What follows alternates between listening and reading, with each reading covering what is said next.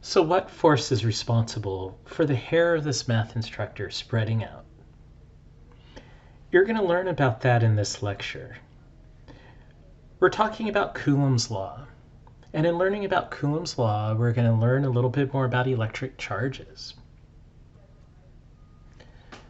So what is exactly a charged particle anyway? Well, a charged particle is a particle that has the property that it exerts an electric force on other charged particles. So if I had one charged particle, which we will just call this one Q1, and I have another charged particle, which we'll call Q2, these two particles will each have a property that they're going to decide to exert forces on each other. Now the thing is, these particles don't have to touch. Just like two gravitational objects, or two objects attracted gravitationally don't have to touch. Two objects with the electric force between them do not have to touch. They only have to have a property that we call that property charge. Now, the electric force between these two particles are either attractive or repulsive. So if the electrical force is attractive, these two particles will exert forces on each other. If the electrical force is repulsive, these two charges will exert forces that would push each other apart.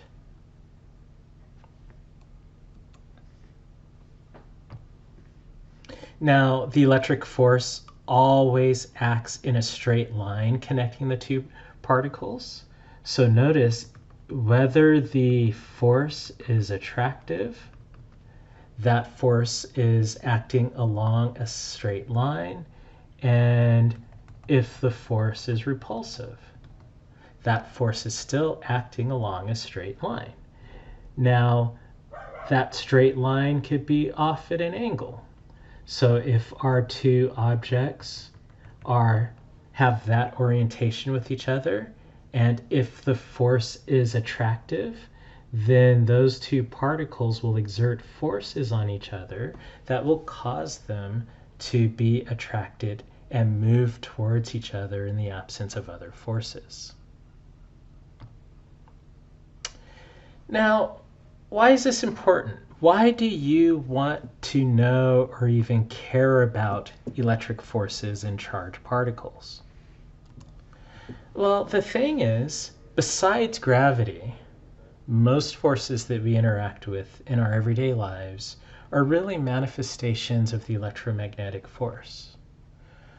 So in your previous physics classes, you've learned about spring forces, springs, elastic forces. Well, you probably didn't realize that those forces are really electric in nature at the subatomic level. So why is this important? Why do you even care about electric charges and electric forces? Well, for one, it pervades our everyday life. In fact, besides gravity, most forces that we interact with in our everyday lives are really manifestations of the electromagnetic force. In your previous physics classes, you've probably learned about springs and elastic forces. You know that if you pull on the ends of a spring, then the spring will try to compress back to equilibrium. Or if you compress a spring, you know that the spring tries to expand back to equilibrium.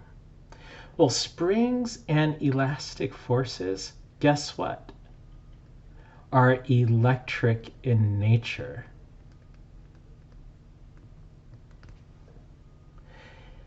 You've probably learned about ropes and strings. And let's say you had a block, for example, hanging from a ceiling.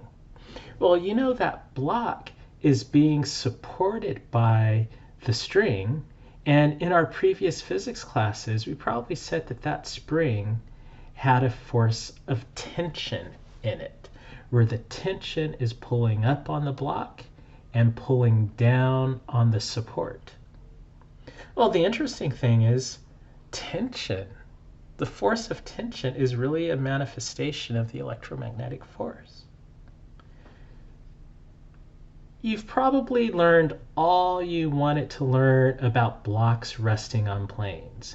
You know, if a block or an object is resting on a surface, you know that that surface is exerting a normal force up on the block, and you know the block is exerting a normal force down on the plane.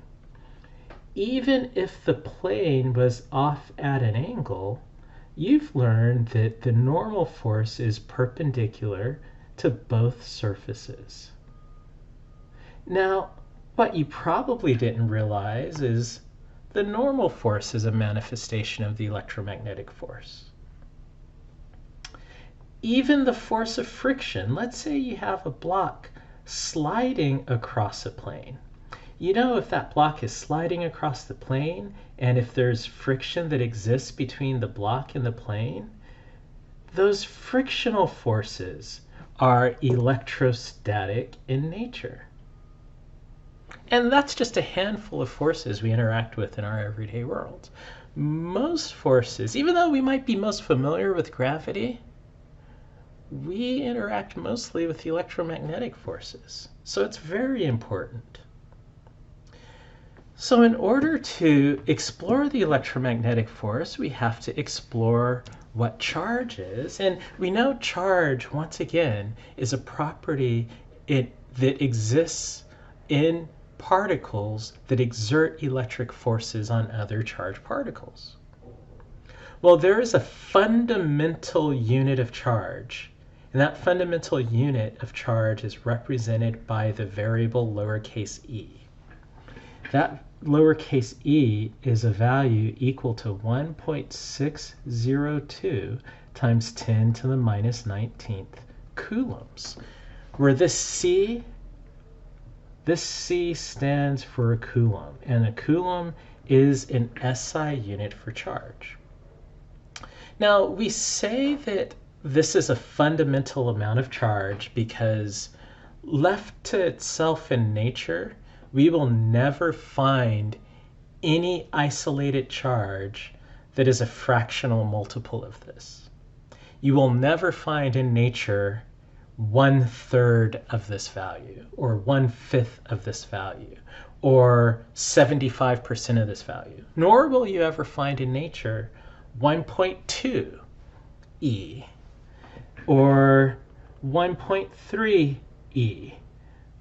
That just won't happen because in nature likes charges to exist as multiples of this value of E. So essentially, we're dealing with maybe 3E. So 3 times 1.602 times 10 to the minus 19th coulomb. Or we're dealing with 100,000 E. That's possible. But 1/10 of an E, you won't find.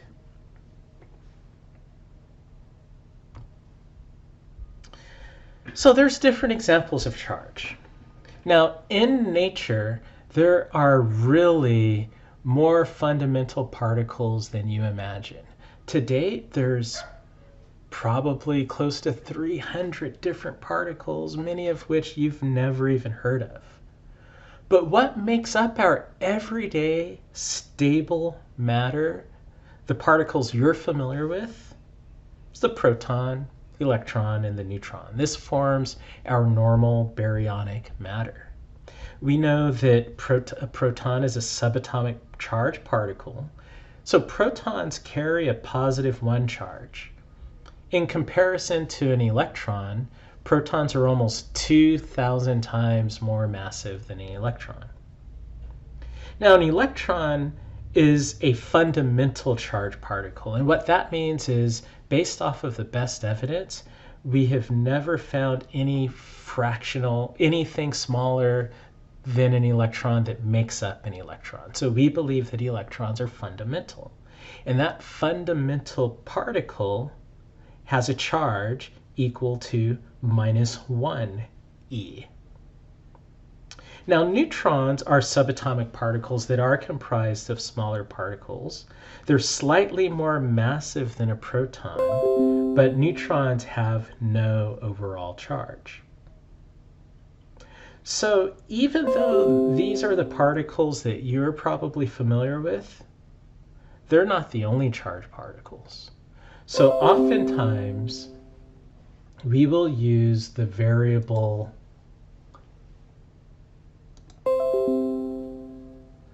So to generalize charges, we will commonly use the variable Q to represent an arbitrary charge. So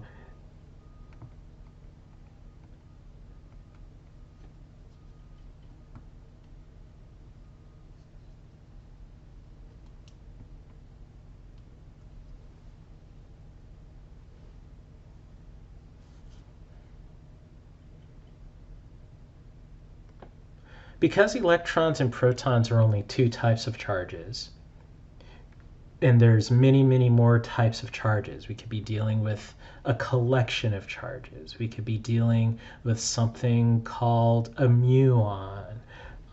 We will use the variable Q just to represent an arbitrary charge. That Q could represent a proton, it could represent an electron, it could represent a muon.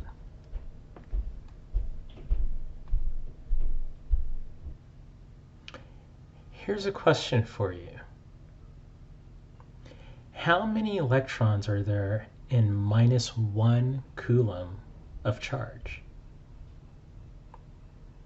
Take a few minutes to see if you can answer this. Pause the video. Once you have a solution, restart the video and let's compare our answers. So we need to find how many electrons there are in -1 Coulomb of charge. So let's think about this. To find the number of electrons, we're going to need to know the total amount of charge, which we do. The total amount of charge is equal to 1 Coulomb. I'm taking the magnitude of that since we're trying to find a number. We also need to know the amount of charge per electron. So charge per electron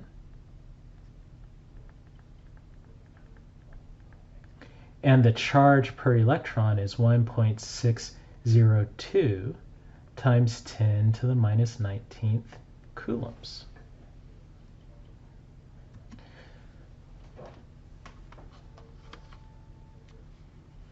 So coulombs cancels with coulombs, and I should write the unit as 1.602 times 10 to the -19th coulombs per electron. So we see that coulombs cancels with coulombs. We're left with the reciprocal electron. When we plug this into our calculator, we get 6.2 times 10 to the 18th electrons. Wow, that's a lot of electrons, actually.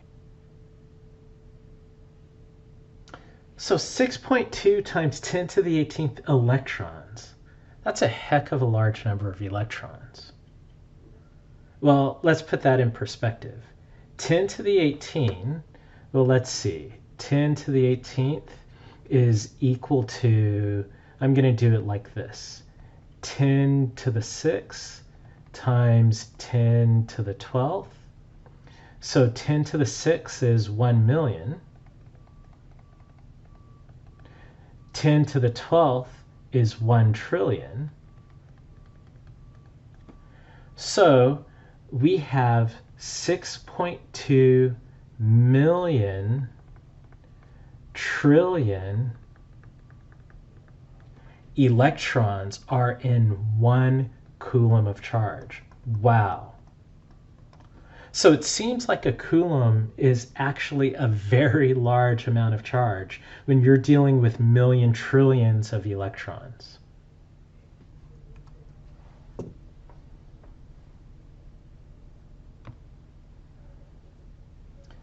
So let's explore electric forces a little bit.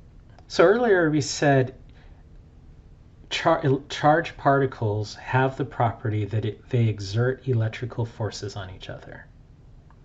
So the thing about charged particles is we associate a sign with them.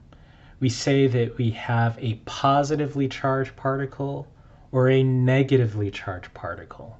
Now that sign is kind of rather arbitrary. There's some history to it that you'll learn about.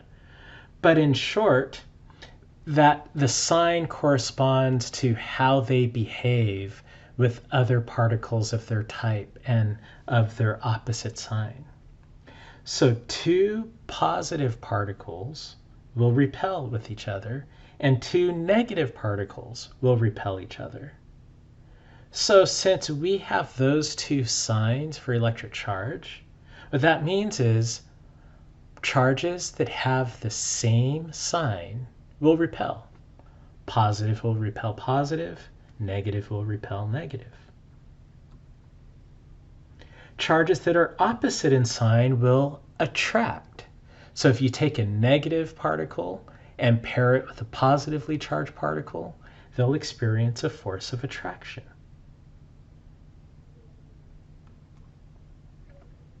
So there's a little bit of history.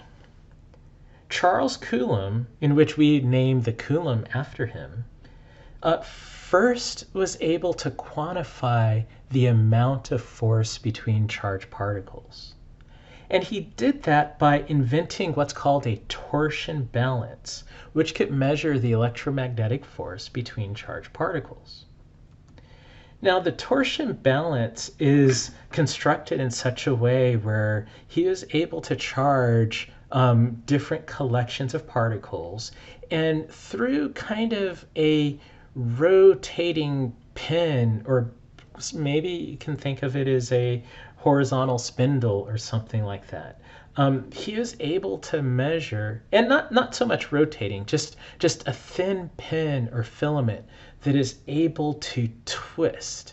And as it's twisting, based off of the amount of twist, and knowing how much force it takes to twist an object a certain amount, he was able to determine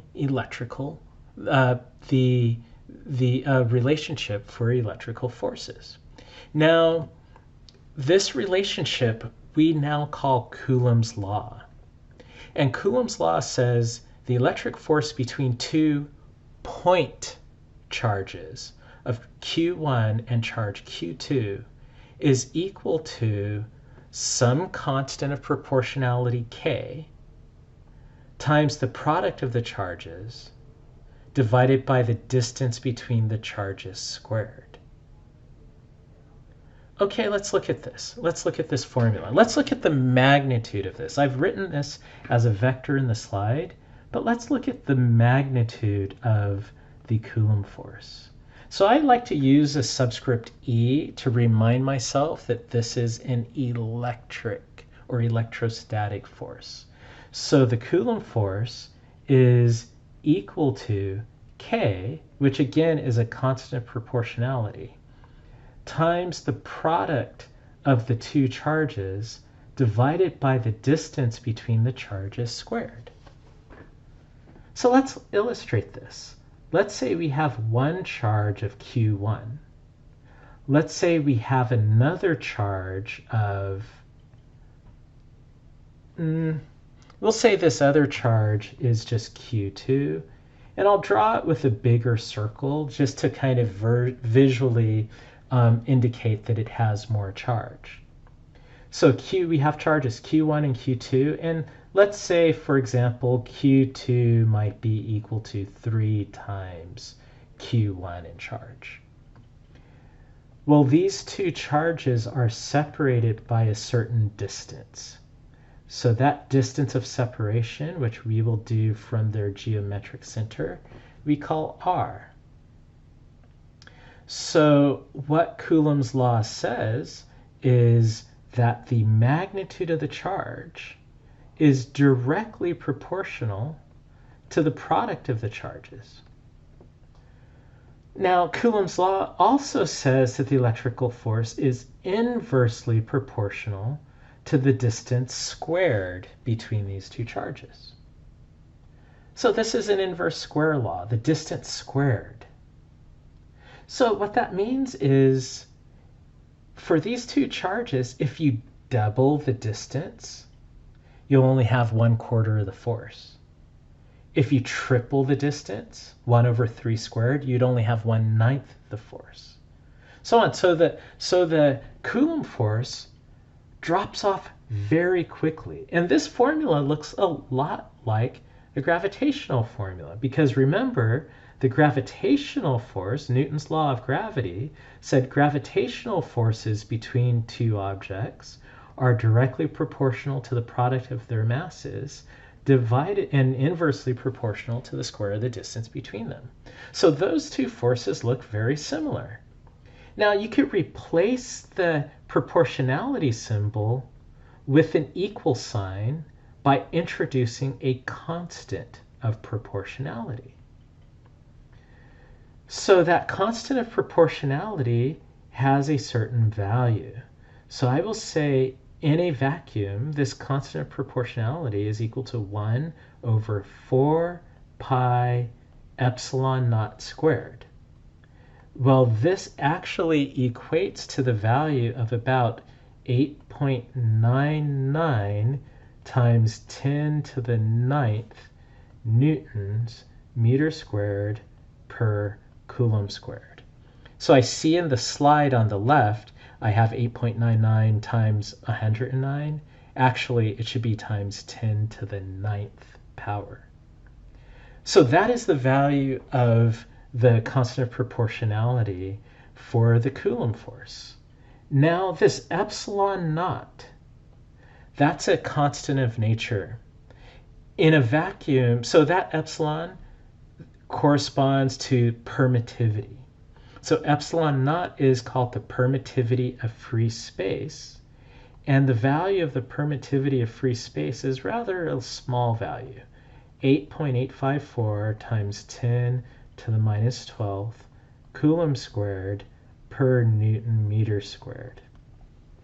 Now what that phrase means, this permittivity of free space, think of that constant as being able to help you describe how something that you're going to learn called an electric field, how electric fields influence the space that they're in. So in looking at Coulomb's law, we see that Coulomb's law is an inverse square law. So again, what does that mean? Well, being an inverse square, if you start off with a certain amount of force, and as I said earlier, if you double the distance, you have 1/4 of the force. Triple the distance, you have 1/9 of the force. So let's use this idea to do an example. Two charges are initially separated by 1 centimeter. How far away must they be for the electric force between them to be 1/4, 1/9, and 1/16 of its initial value? So tune into the next video to find the answer.